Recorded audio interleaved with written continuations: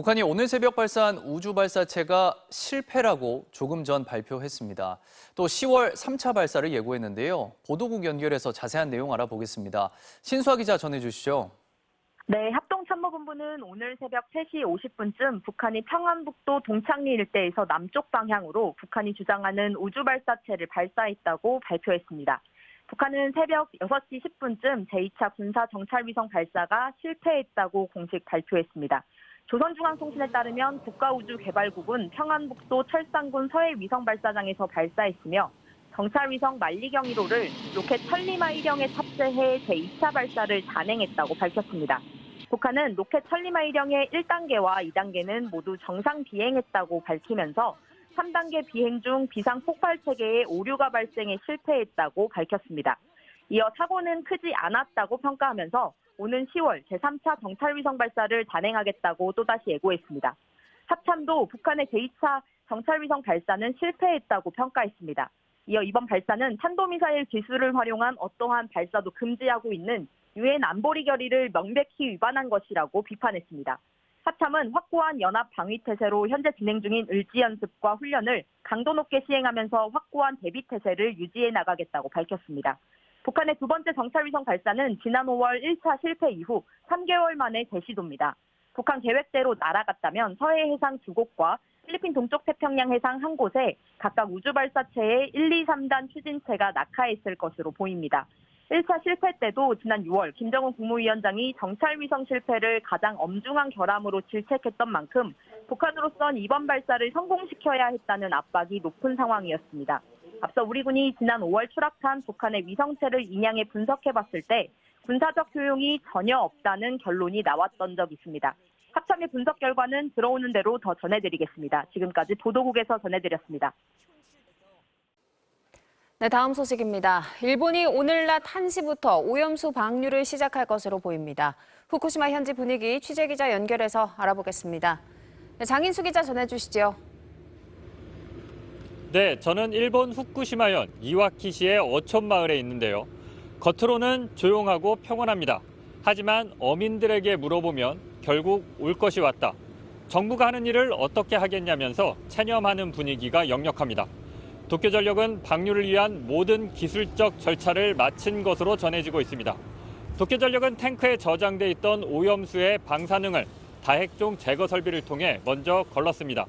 그래도 오염수에는 여전히 삼중수소가 남아있는데요.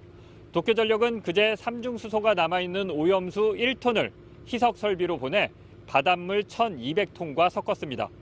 그런 다음 희석된 오염수를 채취해서 삼중수소 농도가 방류 기준치인 1리터당 1,500베크렐 이하인 것을 확인하게 되는데요. 만약 이 기준치를 만족시키면 오늘 오후부터 방류를 시작하게 됩니다. 준비는 거의 된 것 같은데 방류에 날씨가 영향을 미칠 수도 있다고요?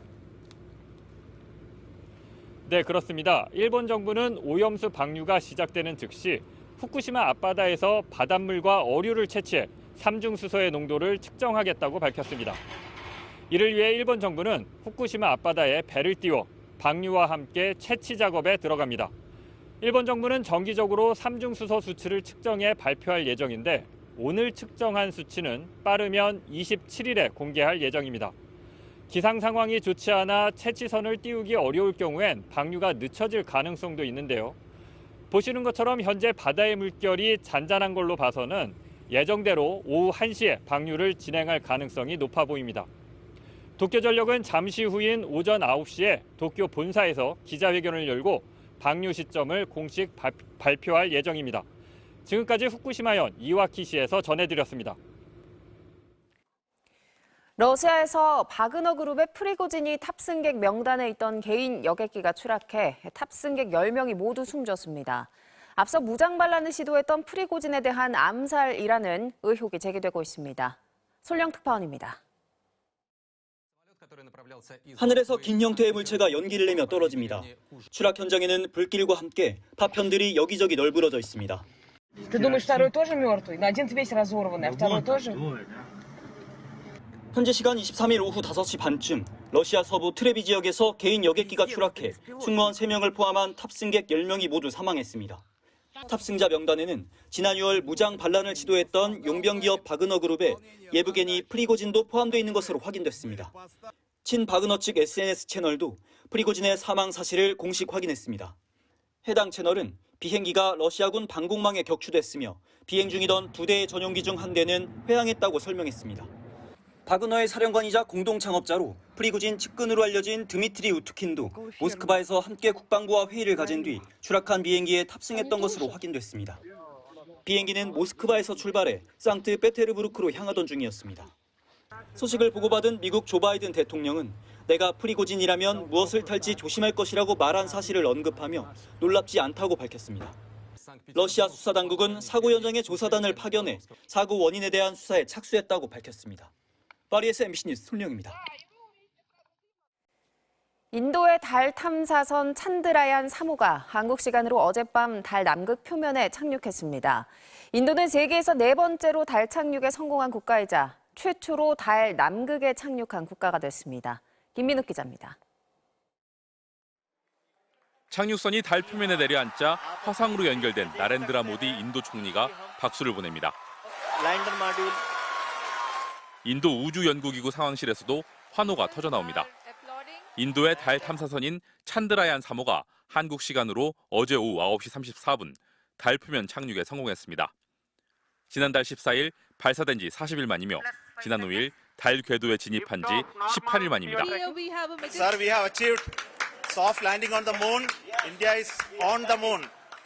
달 착륙 성공은 미국과 소련, 중국에 이어 인도가 4번째입니다.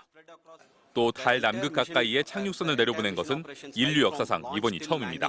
We became the fourth country to land to demonstrate the soft landing onto the moon surface, and we became the first country to go to the near to the south pole of the moon. 인도는 2019년에도 찬드라얀 2호의 착륙선을 달에 착륙시키려 했으나 실패했습니다. 4년 만에 찬드라얀 3호가 달 착륙에 성공하자 인도는 말 그대로 축제 분위기입니다. 군인과 학생들은 모여서 달 착륙 장면을 생중계로 지켜봤습니다. 착륙에 성공하자 주민들은 거리로 몰려나와 국기를 흔들며 환호했습니다. And it's a historical moment for India. We feel very proud to be Indians today. 달 남극은 다량의 물이 얼음 상태로 존재할 가능성이 커 인류의 심우주 진출을 위한 교두보로 주목받아왔습니다. 때문에 달 남극에 착륙하려는 시도는 그동안 계속됐습니다. 사흘 전에도 러시아의 무인 달 탐사선 루나 25호가 달 남극에 착륙하려다 추락했습니다. MBC 뉴스 김민욱입니다. 네, 비구름이 동쪽으로 이동하면서 경기 북부와 동쪽 지역을 중심으로 비가 내리고 있습니다. 특히 울산에는 시간당 15mm 이상의 다소 강한 비가 내리고 있는데요. 오늘 영동 북부와 전남 동부, 영남 지역을 중심으로 시간당 30에서 60mm 안팎의 강한 비가 내리겠고요. 예상되는 비의 양은 경남 해안에 200mm 이상입니다. 날씨였습니다.